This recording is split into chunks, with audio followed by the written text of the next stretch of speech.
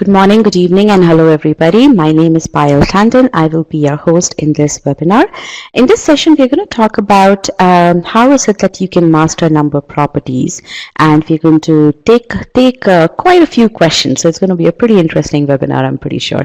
All right, now in order to make sure that you are ready from conceptual standpoint, from your conceptual knowledge, we shared these videos with you, prime numbers 1 and prime numbers 2. I'd like to, with the show of yes and no, I'd like to know how many of you have gone through these videos. Press yes if you've gone through prime numbers 1 and prime numbers 2, or at least one of these videos. So about half of the class has, slightly less than half. Okay, all right. And then we also have these pretty difficult number properties questions as a number properties knockout. So let's get a show of yeses to see how many of you have gone through these through the questions in this. Very few. Okay, well, I would say after the webinar, definitely go through these questions, because you will be able to apply many learnings from this webinar onto these questions, and you will be able to see how well you're able to answer these questions correctly. All right, so sounds good. So definitely bookmark these so that you can so that you can view these later on.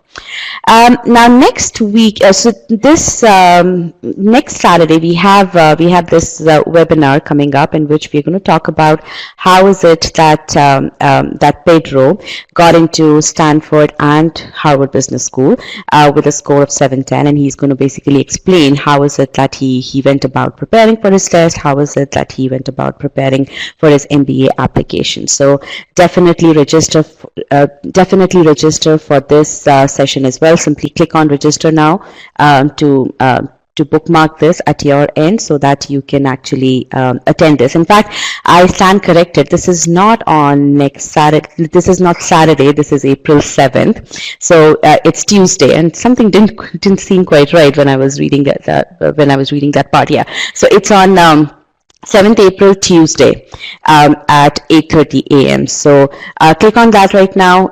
Set reminder for yourself so that you don't miss out on this one. This is going to be pretty interesting, and you'll be able to get a lot of insights into what it takes to create a winning application. So. All right, now let's just get some more information about when is it that you are taking the test. So if you haven't already answered, I'd really appreciate if you could put in your answers over here. When do you plan to take the test? So I have almost a similar grouping of people who are taking the test in the next 15 days, or between 15 to 30 days, or from 30 to 45 days. And then pretty big chunk of the class has not taken the date yet. All right, sounds good. And all right, I think that sums it up for the introduction. I'm going to now change the presentation pane. So I'm going to go into, you should start to see mastering number properties pop up on your screen. Mastering number properties through process skills. So when you start to see this, I would want you to click on yes over here, because that would tell me that the screen has stabilized at your end.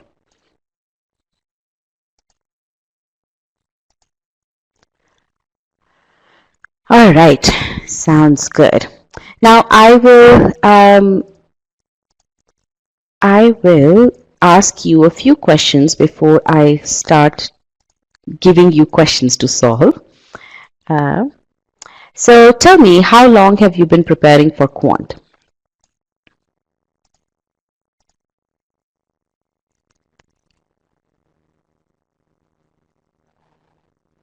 One week, 1 month. Okay, let me do one more thing about the voice check. Is the voice clear at your end? Can you please press yes if the voice is clear at your end? Okay. So for those of you who are having, so I see one person who said in the Q&A part that the voice is not good. So if you could please join back in again, that would be good. Okay. So maybe there's something at your end. All right. Okay. So 1 week, 1 day just started. There are quite a few of you who've just started 1 week. Yeah. So some of you have been preparing for the last 3 months, 6 months. Okay. So mixed bag of responses here. Okay. That sounds good. Now, how many of you feel confident about your conceptual understanding of even, odd, and primes, because that's what we are going to be talking about in this session. So press yes if you feel at least 80% confident about your conceptual understanding of even, odd, and primes. Okay, sounds good. So quite a few of you are more than 80% confident about your conceptual understanding, because I'm not going to go into the concepts of even, odd, and primes. I want to make sure that you all have that innate understanding right now. You've already prepared for that, and that's the reason why we shared those videos with you up front. I'm going to build upon your conceptual understanding and then take that to the next step, and then the step next to it. Essentially, the key to acing GMAT Quant is mastering process skills. Okay, and that is what we're going to be focusing on in this session. Okay, now what do I mean by process skills? The first and the foremost process skill is infer. You need to infer information throughout the solution of the question. Okay, and I'm going to demonstrate each of these process skills to you as we go along in this session. The second process skill is translate. You need to read English that's given to you in the question statement and translate that into mathematical terms, and vice versa. Okay, you also need to take up math and then translate that back into English, and we'll look at that process skill as well. Third one is simplify. GMAT is going to throw complicated expressions at you. You need to not get scared of those expressions. You need to simplify those into simpler terms so that you can process that information. And that is a process skill, a very, very critical process skill. Fourth one is visualize. Essentially, you take up some information and you make certain images out of it, or maybe tabulate the data in order to understand, in order to get a better handle at the information that's given to you. The fifth one is consider all cases, and this is a very, very important process skill, which essentially if you don't apply the skill properly, and the next one, apply constraints, even if you know the concepts, even if you have translated information, even if you have inferred information, you may still end up selecting the incorrect answer just because you were not attentive enough to consider all the cases, or you were not careful enough to apply the constraints that the question statement or the concepts impose on your solution set. So again, altogether, these 6 process skills are the key for you to master GMAT Quant, and that is what we're going to do in this session. That's what we're going to appreciate a whole lot more through this session. Okay. Now, the key thing that I want you to get out from this session is that as you solve the questions beyond the session, you will start to attribute cause for every single mistake that you make in your quant questions. And that cause is going to be either conceptual gap, okay, or process mishap. Essentially, every time you solve a question and you make a mistake, or you don't solve that question in the right manner, you should be able to attribute a cause for that. Either you don't know the concept, or you faltered at one or more of these process skills. Okay, so that is the rigor of analysis that you need to be able to do in order to do well in GMAT Quant. Okay, all right, so now what are we going to do in this session? Again, as I said, we are focused only on two topics here, even, odd, and primes. That's what we're going to be working on. I want to first teach you how do you apply process skills. Okay, that's going to be my first thing. Second is, now that you know how to apply process skills, how do you apply this ability to solve difficult GMAT-like questions? Okay, now to accomplish each of these, what we're going to do is, to learn to apply process skills, we're going to solve 9 questions from even, odd concept and 13 questions from primes.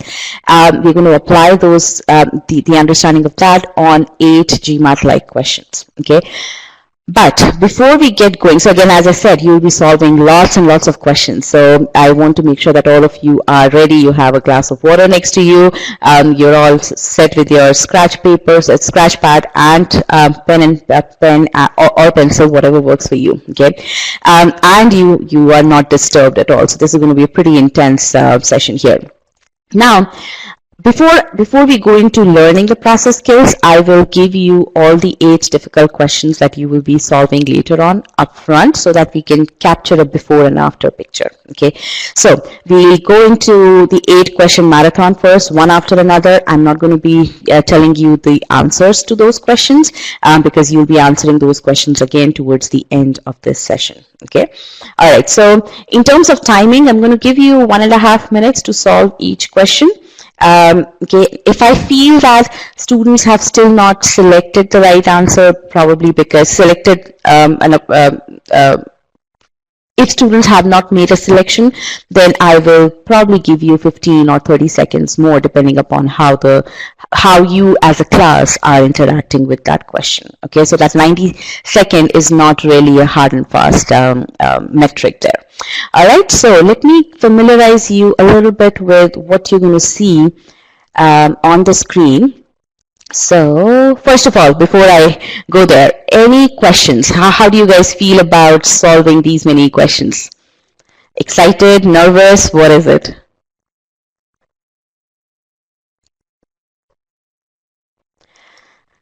Excited, very nervous, ready. Good. All right. Well, total of 30 questions here, so I'm surely excited.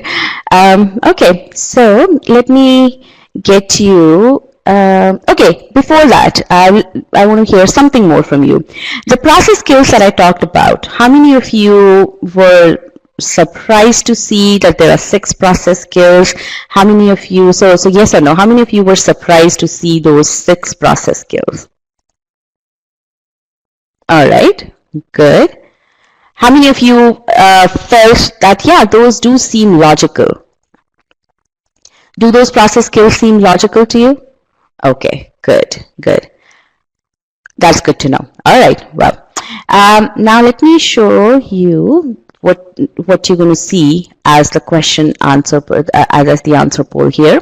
So I'm going to show you this for every question that I show you on the slide. You're going to see a corresponding poll, and before I show you the question, I want all of you to click on still solving. So good, you guys have already started doing that. That's good. I have about 200 people here, so let's get some more responses here. And again, this is going to be the drill before every question. So as soon as you see this question poll, just hit still solving, and then that way I know how many people I'm waiting up on, right? I'm waiting for. All right, sounds good. Half of the class, that's nice. So I'm going to now show you the question, and I'm going to be on mute while you're solving the question, and I'm going to give you 30-second warning before that, okay, before I end the poll. All right, good luck. Here's the first question. This is a typical DS question, so A, B, C, D, E, your standard answer choices.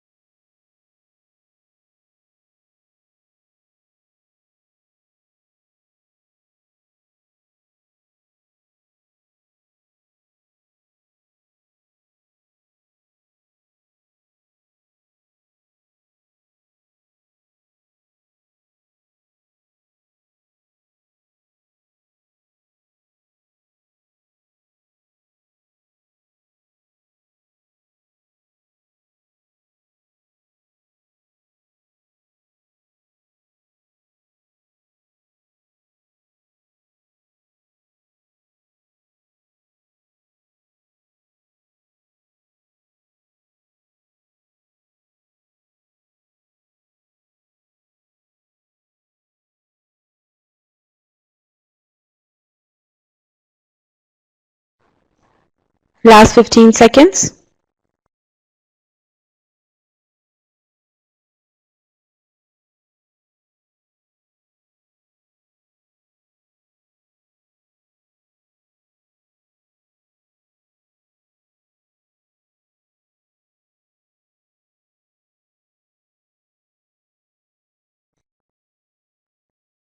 All right, I'll give another 10 seconds.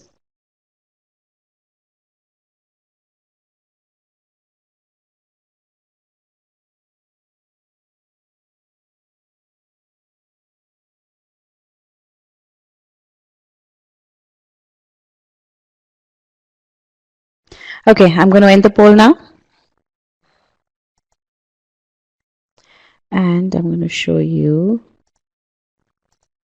question number 2. Can you please click on still solving?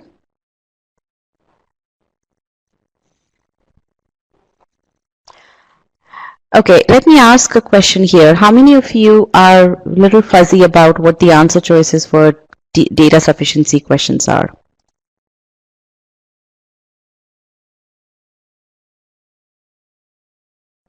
Okay, so about half of the class. All right, so let me tell you what the answer choices are. I'm going to write down in the note here, add a new note. So choice A is that statement 1 alone is sufficient to answer the question. Okay. Choice B is statement 2 alone is sufficient to answer the question. Okay. Choice C is that both statements together are sufficient. D is each statement alone is sufficient. And E is both statements together are not sufficient. Okay. All right. So these are, so I'm going to put this note over here for those of you who don't know what the answer choices in data sufficiency questions mean. Okay.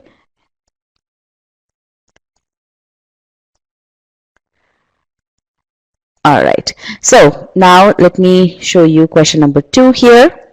Here you go. Question number 2.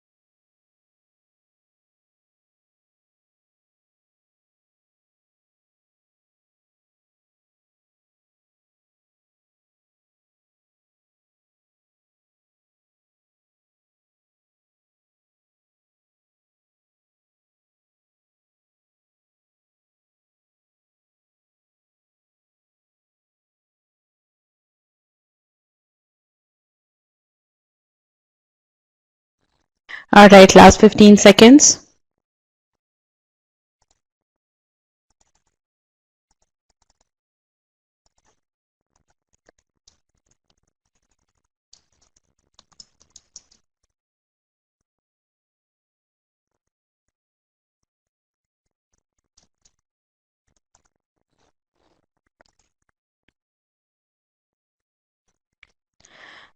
All right. I'm going to end the poll now.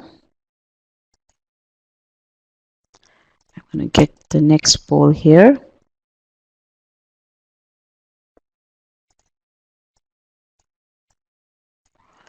Okay, let's get everyone to click on still solving.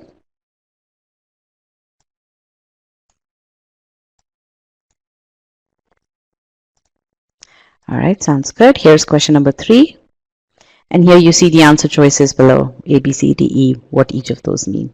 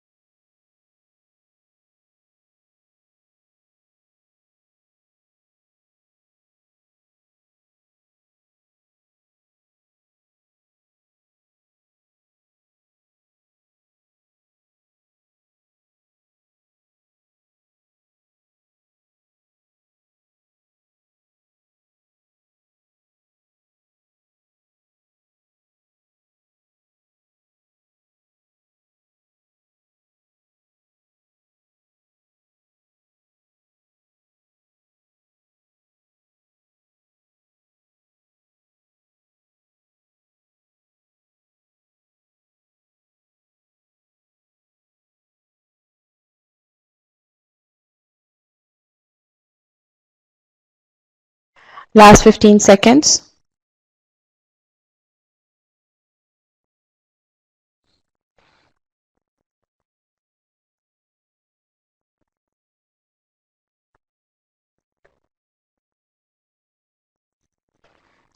All right, I'm going to end the poll now. And here comes question number 4. Please click on still solving. Okay, here's question number 4.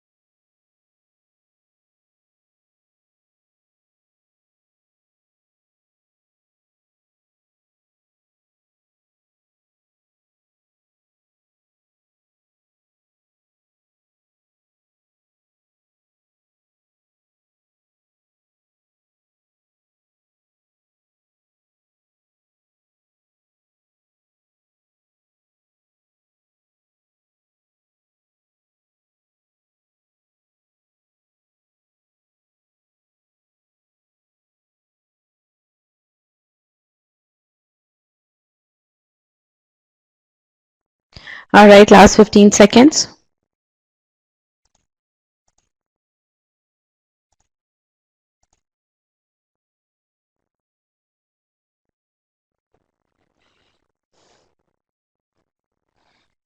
Okay, I'm going to end the poll.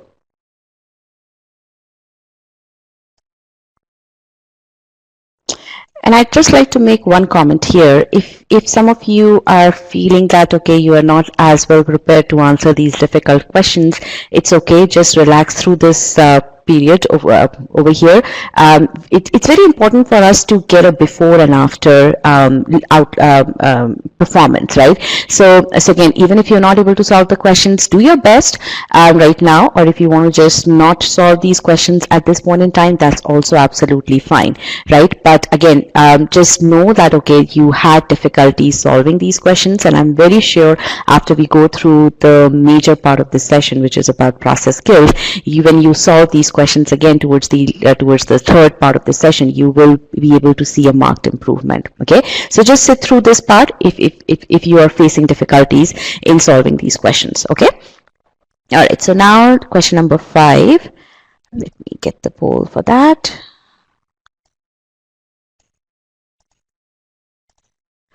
Oops.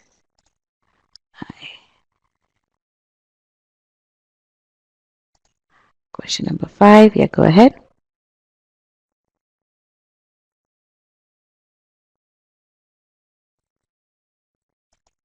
Okay.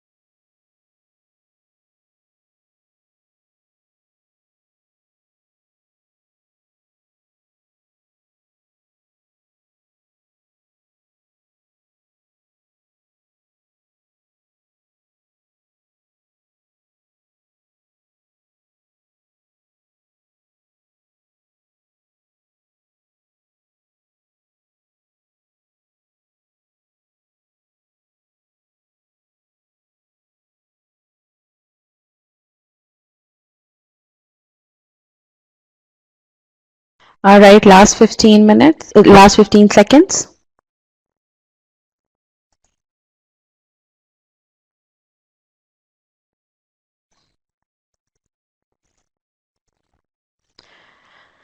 All right, I'm going to end the poll. And here comes question number 6.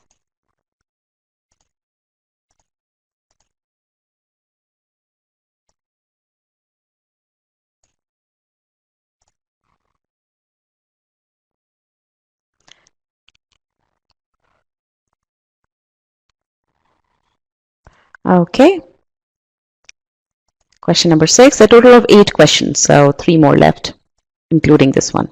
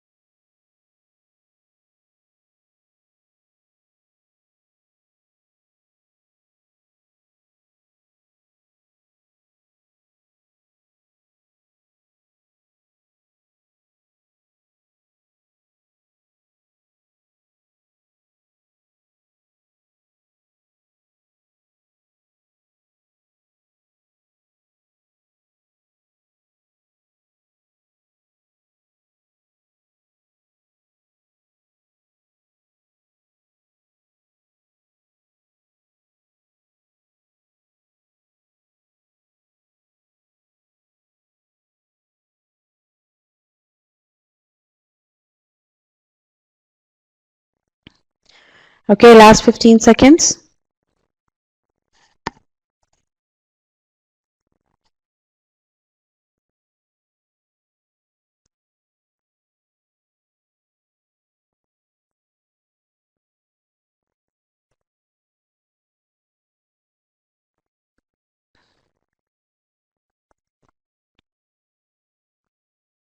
Okay, I'm going to end the poll now.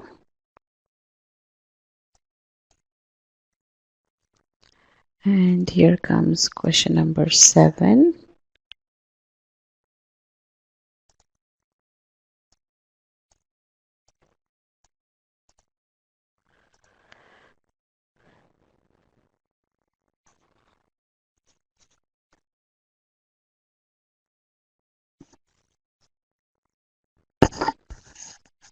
All right. Question number 7. Go ahead. Data sufficiency question.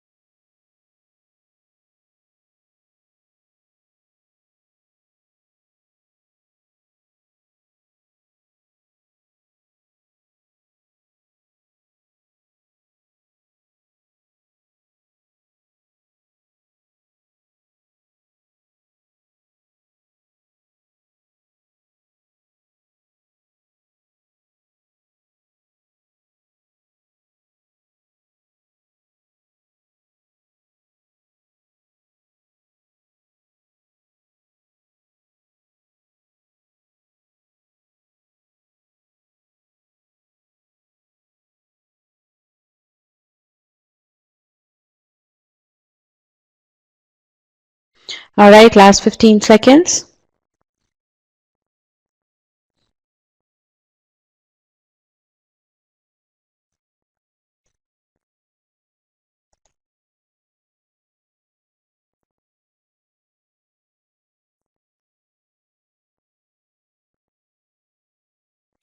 Okay, I'm going to end the poll now.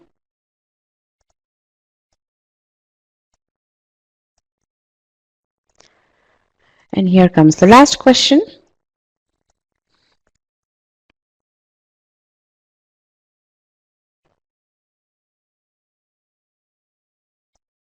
All right, here you go.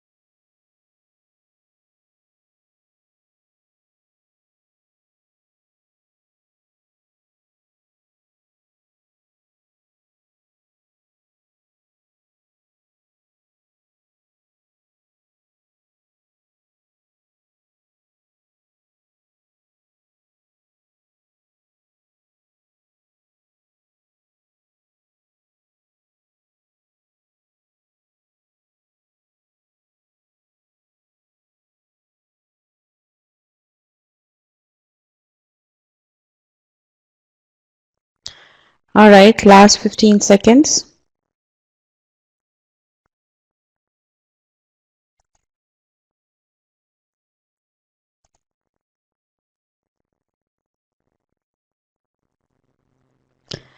Okay, I'm going to end the poll now.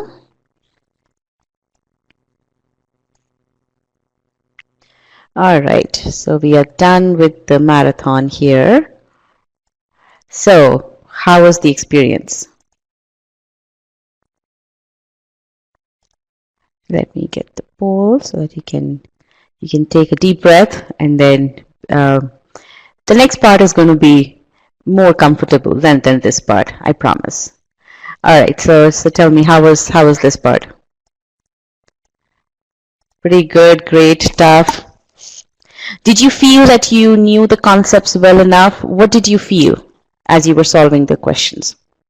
Now, all of these questions are 700 level questions, okay? And your accuracy as a class for this question, for all these questions, was less than 50%, which is pretty much consistent with these questions being difficult questions, okay? So it was good, not good, interesting questions, complex, approachable. All right, good.